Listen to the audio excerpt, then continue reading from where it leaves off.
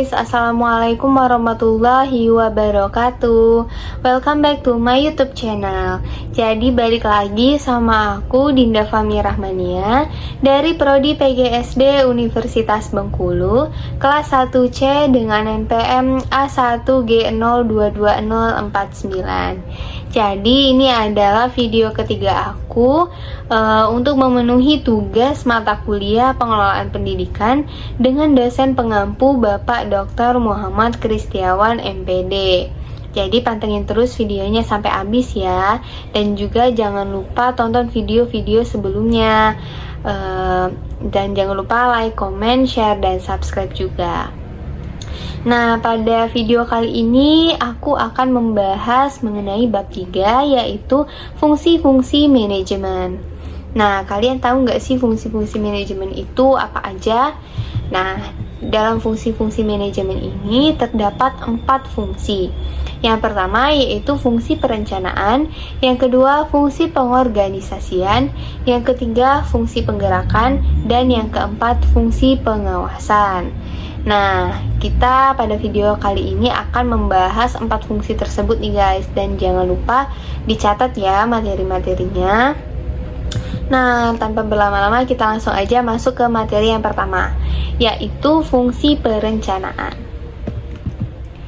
Fungsi perencanaan adalah sebagai pedoman pelaksanaan dan pengendalian, menentukan strategi pelaksanaan kegiatan, menentukan tujuan atau kerangka tindakan untuk mencapai tujuan tertentu.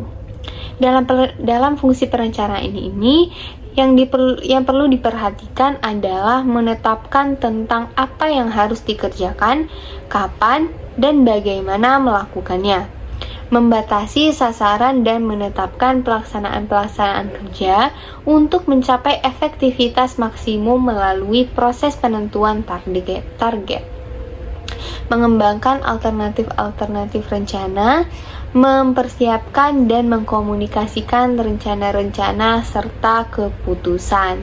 Jadi itu dia makna dari fungsi perencanaan. Nah, udah paham kan? Jadi kita lanjut ke fungsi yang kedua, yaitu fungsi pengorganisasian. Fungsi pengorganisasian diartikan sebagai kegiatan membagi tugas kepada orang-orang yang terlibat dalam kerjasama untuk memudahkan pelaksanaan kerja. Pelaksanaan fungsi pengorganisasian dapat memanfaatkan struktur yang sudah dibentuk dalam organisasi. Yang perlu diperhatikan dalam pengorganisasian antara lain ialah bahwa pembagian tugas, wewenang, dan tanggung jawab hendaknya disesuaikan dengan pengalaman, bakat, minat, pengetahuan, dan kepribadian masing-masing orang yang diperlukan dalam menjalankan tugas. Jadi itu dia yang harus diperhatikan guys dalam membuat organisasi. Nah, udah dicatatkan guys. Kita lanjut aja ya. Nah, Sarwoonto 1978 menyebutkan proses organizing atau pengorganisasian meliputi beberapa kegiatan, yaitu yang pertama, perumusan tujuan, yang kedua, penetapan tugas pokok, yang ketiga, perincian kegiatan, yang keempat, pengelompokan kegiatan-kegiatan dalam fungsi-fungsi, yang kelima, departementasi, yaitu merupakan proses konservasi fungsi-fungsi menjadi satuan-satuan organisasi dengan berpedoman pada prinsip-prinsip organisasi. Yang keenam, pelimpahan otoritas. Otoritas dapat diartikan sebagai kekuasaan atau hak untuk bertindak atau memberikan perintah untuk menimbulkan tindakan-tindakan dari orang lain. Yang ketujuh yaitu staffing, merupakan penempatan orang pada satuan-satuan organisasi yang telah tercipta dalam proses departementasi. Jadi staffing ini berhubungan dengan departementasi. Nah, yang kedelapan, facilitating, merupakan proses terakhir dalam penyusunan organisasi. Fasilitas yang harus diberikan dapat berupa material atau keuangan. Nah, itu dia kegiatan-kegiatan dalam pengorganisasian.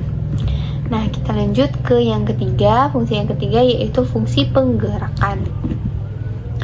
Penggerakan atau actuating adalah hubungan antara aspek-aspek individual yang ditimbulkan oleh adanya hubungan terhadap bawahan untuk dapat mengerti dan memahami pembagian pekerjaan yang efektif dan efisien. Actuating atau penggerakan adalah bagian yang sangat penting dalam proses manajemen. Berbeda dengan ketiga fungsi lain yang tadi, seperti planning, organizing, dan controlling, actuating ini dianggap sebagai intisari manajemen karena secara khusus berhubungan dengan orang-orang. Atau ini pendapat menurut Baharudin 2010. Nah, kita melihat bahwa Terry menyatakan bahwa sukses dalam manajemen sebagian dipengaruhi oleh beberapa hal, yaitu yang pertama, mendapatkan orang-orang yang cakap, yang kedua, mengatakan kepada mereka apa yang hendak dicapai dan bagaimana cara mengerjakan apa yang kita inginkan, yang ketiga, memberikan otoritas kepada mereka, dan yang keempat, menginspirasi mereka dengan kepercayaan untuk mencapai sasaran. Nah, ini pendapat Terry mengenai sukses dalam manajemen itu dipengaruhi oleh beberapa hal ini. Nah, yang keempat kita masuk ke fungsi pengawasan, fungsi terakhir nih guys.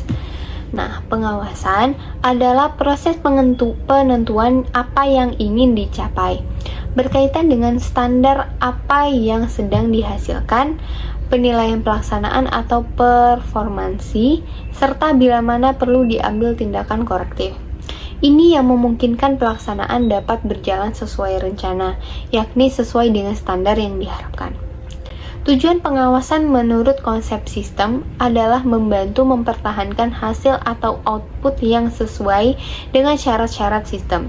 Artinya, dengan melakukan kerja pengawasan, diharapkan dapat mencapai kualitas produk organisasi berdasar perencanaan yang telah ditetapkan, sehingga konsumen atau stakeholder menjadi puas.